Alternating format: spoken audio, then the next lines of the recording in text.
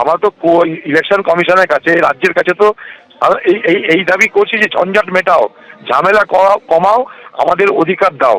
এখন পশ্চিমবঙ্গে কি হচ্ছে, পশ্চিমবঙ্গে আমরা দেখতে পাচ্ছি যে আমাদের এখানটাই জমা নিচ্ছে সমস্ত ডকুমেন্ট, সেই ডকুমেন্ট জমা রসিদ দিচ্ছে না, আবার দ্বিতীয়বার তাকে ডাকা হচ্ছে।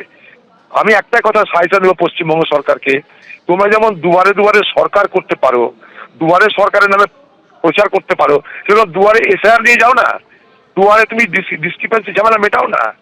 মানুষ পাচ্ছে না বারবার করে এই বিডিও আর পঞ্চায়েতের দপ্তরে ধর্ণা দিতে। পশ্চিমবঙ্গের সরকারের আরেকটা এখানে চালাকি আছে, পশ্চিমবঙ্গ সরকারের নিজের আজকে তৃণমূল তাদের রাজ্যের যারা অফিসার আছে তাদেরকে কিন্তু ব্যবহার করা হচ্ছে এই বিষয়টাকে ডিস্টার্ব করানোর জন্য। এটা আপনাদেরকে বলে রাখলাম। এক। 2 নম্বর, তৃণমূলের নেতাদেরকে নির্দেশ দেওয়া হয়েছে কোথায় কোথায় তৃণমূল বিরোধী ভোটার আছে তাদের নামটা তোমরা কালেকশন করো, আমরা যাতে আগামী দিনে তাদের নামটা বাদ দেওয়ার কোনো চেষ্টা করা যায় সেটাও আমরা দেখবো, তোমরা তাদের নামগুলো কালেকশন করো।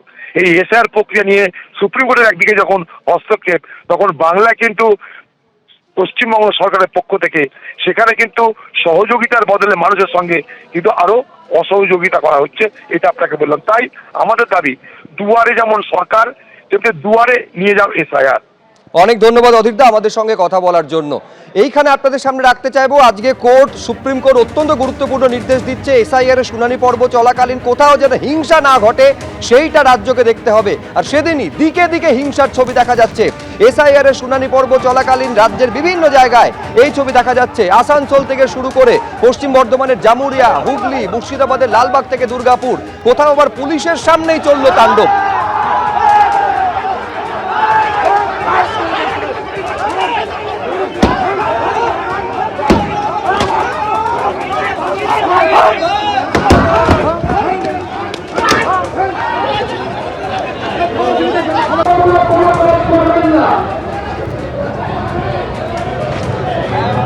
দুই প্রতিনিধি সরাসরি আমাদের সঙ্গে রয়েছেন। মুর্শিদাবাদের লালবাগের খবর আমাদের প্রতিনিধি রাজীব চৌধুরী তুলে ধরবেন, দুর্গাপুর থেকে মনোজ বন্দ্যোপাধ্যায় রয়েছেন। রাজীব, একেবারে ছবিতে স্পষ্ট দেখা গেল পুলিশের উপস্থিতিতে একেবারে থান ইট তুলে গাড়িতে ভাঙচুর চালানো হলো, রীতিমতন বিজেপি তৃণমূল সংঘর্ষের চেহারা নিল। এখন কি অবস্থা?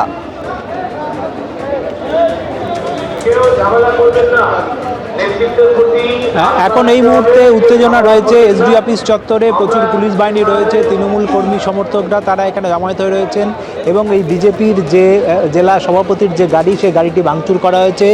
তৃণমূলের পক্ষ থেকে অভিযোগ করা হচ্ছে যে এই গাড়িটিতে অবৈধ এসআইআর ফর্ম 7 নিয়ে আসা হয়েছিল, যে ফর্মগুলি সমস্তটাই বৈধ ফর্ম নয়, অবৈধ ফর্ম নিয়ে তাদের নিয়ে আসা হয়েছিল বলে তারা অভিযোগ করেছিলেন এবং তাই তারা এই গাড়ির ভিতর থেকে সেই ফর্ম বার করে নিয়ে আসেন এবং এই যে ভাঙচুরের ঘটনার পরে প্রচুর পুলিশ বাহিনী ঘটনাস্থলে রয়েছে।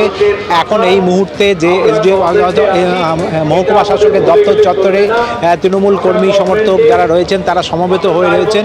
এখনও বিজেপির জেলা সভাপতি ভিতরে রয়েছেন এবং তৃণমূলের প্রাক্তন সভাপতি বিধায়ক যিনি ছিলেন চাউনি সিনহা, তিনিও মহকুমা শাসকের দপ্তরের ভিতরে রয়েছেন। বিশাল পুলিশ বাহিনী ঘটনাস্থলে এসছে এবং তারা দফায় দফায় পরিস্থিতি উত্তেজিত হয়ে পড়ছে, তারা দুপক্ষকেই দুদিকে সরিয়ে দেওয়ার চেষ্টা করছেন। এবং একেবারে তুমি আমাদের সঙ্গে থাকো, ছবি দেখাতে থাকো রাজীব। আমি এর পাশাপাশি আসানসোলের ছবিটাও আপনাদের সামনে রাখবো, যেখানে যখন বিজেপি প্রচুর এসআইআর এর ফর্ম 7 নিয়ে আসে, সেখানে কালো গাড়িতে বাধা দেওয়া হয় তৃণমূলের তরফে বলে বিজেপির তরফে অভিযোগ তোলা হয়েছে এবং তা নিয়ে ধুন্ধুমার কাণ্ড তৈরি হলো। কিন্তু কৌশিক, এইটা আমাদের যেন এইরকম একটা পরিস্থিতি তৈরি হলো কেন, এখন কি অবস্থা? দেখো সুপ্রজিৎ, যেটা কয়েকদিন ধরেই আমরা লক্ষ্য করছি, কখনো মহকুমা শাসকের দপ্তর, কখনো বা জেলা শাসকের দপ্তর ঘেরাও করছে বিজেপি। তাদের দাবি ছিল 7 নম্বর ফর্ম জমা নিতে হবে, কিন্তু এখানে নেওয়া হচ্ছিল না বলে তাদের অভিযোগ, সেই কারণে তারা ঘেরাও করছিল। কিন্তু গোটা ঘটনা, গোটা পরিস্থিতির উপর নজর রেখেছিল তৃণমূল এবং এরপরই দেখা গেল যে আজকে যখন একটি গাড়িতে করে মানে প্রচুর যে তৃণমূলের অভিযোগ প্রায় 25,000 মানুষের ফর্ম এনেছিল বিজেপি একটি গাড়িতে করে এবং তারা ইচ্ছাকৃতভাবে বৈধ ভোটারদের যে মানে ভোটার তালিকা থেকে নাম বাদ দেওয়ার চেষ্টা চালিয়ে যাচ্ছে, এরকম একটা অভিযোগ করে যাচ্ছে। বেশ, তুমি আমাদের সঙ্গে থাকো কৌশিক। এই একই ছবি কিন্তু দুর্গাপুরেও দেখা যাচ্ছে। সেই ফর্ম 7 নিয়ে বিজেপির তরফে অভিযোগ তোলা হচ্ছে, তৃণমূলের বিরুদ্ধে বাধা দেওয়া শুধু নয়, রীতিমতন সংঘাতের পরিস্থিতি তৈরি হয়েছে। প্রতিবাদে 19 নম্বর জাতীয় সড়ক অবরোধ করেছে বিজেপি। আমি এই মুহূর্তের ছবিটা আমাদের প্রতিনিধি মনোজ বন্দ্যোপাধ্যায়কে বলবো তুলে ধরার জন্য। দেখো, একদমই তাই, তোমাকে সরাসরি দেখাবো। 1.5 ঘন্টা হয়ে গেল জাতীয় সড়ক অবরোধ চলছে। একদিকে কলকাতামুখী রাস্তা, অপরদিকে আসানসোলগামী রাস্তা। দফায় দফায় দুর্গাপুরের মহকুমা শাসকের দপ্তরের সামনে বিক্ষোভ চলে, মারপিট চলে। তৃণমূল এবং বিজেপির এবং বেশ কয়েকজন বিজেপির কর্মী আক্রান্ত হয়, লাঠি বাঁশ নিয়ে তাদের উপরে হামলা চালানো হয়, এমনটাই অভিযোগ। এবিপি আনন্দ, এগিয়ে থাকে, এগিয়ে রাখে।